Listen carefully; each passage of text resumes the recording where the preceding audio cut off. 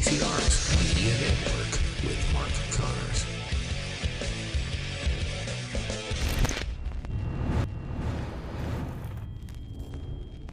Well, the Democrats and their congressional caucus are on C-SPAN right now having a press conference about Russians hacking the election and that they have all this proof, which they don't have, and the fact that Flynn has resigned just shows that the Ruskies took America over. So see, Mr. President, whoever advised you to just go ahead and give the neocons a sacrificial lamb and get rid of somebody that actually had really good, policy ideas to not open our borders to Islam, radical Islam, you're going to notice now that that put blood in the water for the sharks. And I know President Trump's smart, but that's a fact. But you see, they have publications where the establishment is actually very, very, very, very honest about what they're doing and what they stand for. And Paul Watson has written about this today at Infowars.com. I got up at 3:30 in the morning and was already reading this article out of just tens of thousands that are out there. And then hours later saw that Paul had written about it. That's how synced we get. Russian insiders fear Washington establishment will assassinate Trump. It's one of the top links on Drudge. It's our article. It's our article. Of course, media calls us fake news. All we do is link to the Council on Foreign Relations Connected Foreign Policy report put out by the Washington Post. And I say that because it's like a copy journal. I mean, they admit they overlap with Foreign Affairs, the bi-monthly little book that comes out on newsstands that's put out by the Council on Foreign Relations. Talk about infiltrated. That was set up by British intelligence publicly, OSS, in 1922 in New York, to openly, through the Atlantic Society, merge the United States and England. That's why the first big Hollywood movies, everybody talked with a British accent, even if they weren't British. That was, I mean, they were trying to, quote, make us Anglophile. Suddenly, the Queen was in newspapers and on the radio, and the cool thing to do was drink out of teacups that had the Queen on it. You ever wondered how America, was against royalty and all this, suddenly worshipped it? It was the rollout of silent movies and then movies and musicals and newspapers, and British intelligence bankrolled Hollywood. There's books written on that. That's not a secret. And made us worship the British government again. I just love how we're infiltrated by Russians. I mean, the Russians will fight you in brute force at a war and it'll fight hard, but nobody's more weaselly than British intelligence. And we're up to our eyeballs and all that right now. Luckily, there's some better people getting in the UK. And so they're trying to bring in nationalism and prosperity and not total surrender to Islam. The same thing's happening in Europe. Sanity's coming back. And, of course, it's been in the London Independent, it's been even in the BBC that's tried to cover it up before, that major pedophile rings, quote, run the UK. And that it's a national security crisis. That's a headline. And then what do we have at the Vatican? How was the Vatican brought down and taken over by the globalists completely? The Black Pope, the Jesuit general, who's now in control. And now the Vatican's openly anti-Christian. I mean, it's literally a pentagram. It's upside down. It's an upside-down cross. Pope Francis is an upside-down cross. That's what he embodies. He's an absolute on-fire demon. You can just look at him, not much less what he... Most satanic creature I've ever seen. Talk about Dracula, he's it. And they overthrew what was left of the Catholic Church with their pedophile rings. You notice now the entire Catholic war that's going on and the entire Catholic world is actually battling right now Pope Francis, because he's such an abomination when he says stuff in official Catholic papers like, it disgusts me to see Europe saying it's Christian and has Christian roots. It disgusts you? Notice that Athens just allowed the first mosque in hundreds of years. You know why? Greeks used to be blonde-haired and blue-eyed, folks.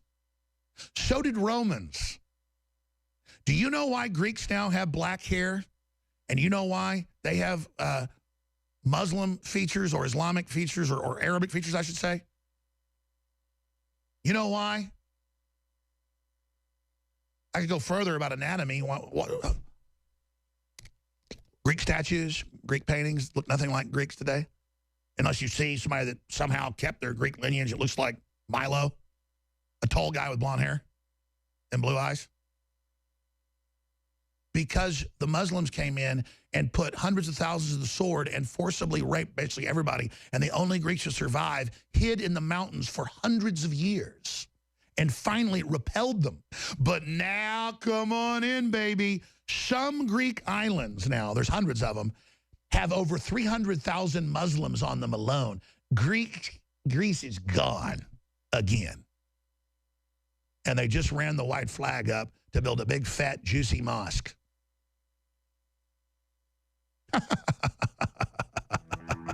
And then we're just told that we should just totally, and here's the deal.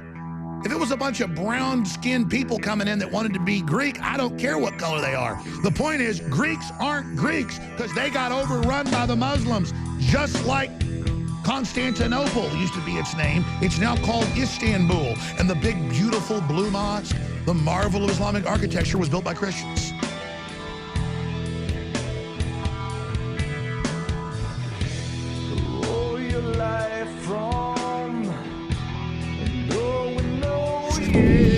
Well, Trump protests are taking off all around the world, including in Canada. I'm joined now by Ivan from Squatting Slav TV, who decided to attend one of these protests and talk to some of these protesters. Ivan, thank you for joining us. Tell us about your experience when you went to the Trump protests. Well, thank you very much for having me on your show, and it's a real pleasure. Essentially, I went to this protest because in the last probably 3 months, we've had about 4 or 5, Donald Trump protests here in Vancouver, Canada. And I basically wanted to go see, what all this protesting was about, considering that these people, live in Canada and not America. And I really wanted to, ask them a few questions, see what their attitudes were. This specific protest was called Stand Against a Ban. So it was in response to Trump's recent Muslim ban. And I just wanted to get out there, to ask them a few questions, see how much they actually know about the current state of affairs versus, the things, the old mantras that they're just spewing and recycling from CNN, Vice, AJ Plus, and BuzzFeed. And that's pretty much exactly what you found. The same thing that we found at InfoWars is that they really don't have any idea. When you talk to some of the guys about the countries, they didn't even know the countries. You had to recite the countries for them. And then the one aspect of this that you point out that I find even the most ironic, these are people that live in Canada. Why are you protesting the American president? Is that something that's common? Are people in Canada always obsessing over the American president? Is this normal? Well, that's the irony, Owen, because, you will never see these people here in Vancouver protesting things that, directly affect them in some way, the electoral reforms here in Canada or, even the high prices of the housing market. You'll never see them protesting these things. They'll only be protesting the things that are, hip, trendy, and cool and that are in at the moment. So they essentially have no real knowledge of what's going on. Most of them are just out there to, be seen and to sort of recycle the same old things that everyone else is saying, on CNN, the mainstream news, Vice, and, all these sort of hipster news sources. And you even brought up protests going on in other countries, specifically Romania is the one you referenced, where people are protesting their government in mass numbers, and you kind of called them to the light on that. You put a mirror on that, and they were just kind of met you with a blank space. They don't even know what's going on in the world. Well, of course. I mean, you can't expect these people, to know much outside of their little bubbles. There's hundreds of thousands of people protesting anti-corruption in Romania. This protest on Facebook, it said that maybe 1,000 people would attend. There were barely 100 people. It was quite pathetic. So from the start, it was kind of a joke. And then just going back to what you said in terms of their knowledge, I asked a few of them, which countries were encompassed in this, Muslim ban, and they could not even name the countries. They needed to pull out pieces of paper and their phones and things. So the level of knowledge that these people possess is actually bare minimum. And, most of them don't even know that, that this ban sort of is the byproduct of the failed interventionist policies of, the Clintons, the Bushes, and then the Obamas in the Middle East preceding Trump. Yeah, they couldn't wrap their minds around that, but their liberal tears did ice down the streets. You documented that really well. Now, there was one part of this that actually made me jealous. This was something that I had never experienced before in my time going out on the streets and talking to these people. The leaders of the actual event told the protesters not to talk to you. They got on the mic and specifically said, don't talk to the alt-right. One of them even talked in a very strange way, talked about violence and pain. Tell me about them trying to stop people from talking to you. That had to be surreal. Yes, and I wasn't surprised. Actually, 1 week prior to attending this Trump protest, I went to a similar Antifa protest, and within minutes, they essentially censored me, told everyone there not to speak with me, not to engage with me, automatically associated me with various groups that they had interacted with before, groups that alt-right, fascist, or Nazi, fake news, or whatever. So these interviews are actually filmed within the first 15 minutes at the Trump protest. After that, it was almost impossible to speak with anyone because they had made a public announcement, stating not to engage with me.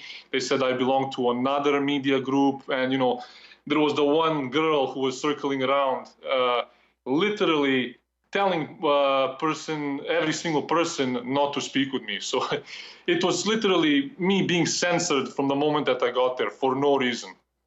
And are you talking about the pumpkin girl right now? Is that the pumpkin? Yes, the little one dressed like a pumpkin who looks like she was a little hobbit from Narnia. So you had the pumpkin running around telling people not to talk to you. You had some guys, there's actually the video right there. Thank you guys for showing that. I've noticed that. They get up right next to you and they kind of like dry hump you, or it's some sort of like a weird game they play where they just like put their butt on you and they try to like stop you from talking to them or something. You experience that. And then, like I said, the one girl gets on the mic and is like, we will not talk to people who support violence and pain. There she, I'm not sure if that's her, but I mean, it went from just dumb protesters to now you're talking about, looked like deranged people. Yes.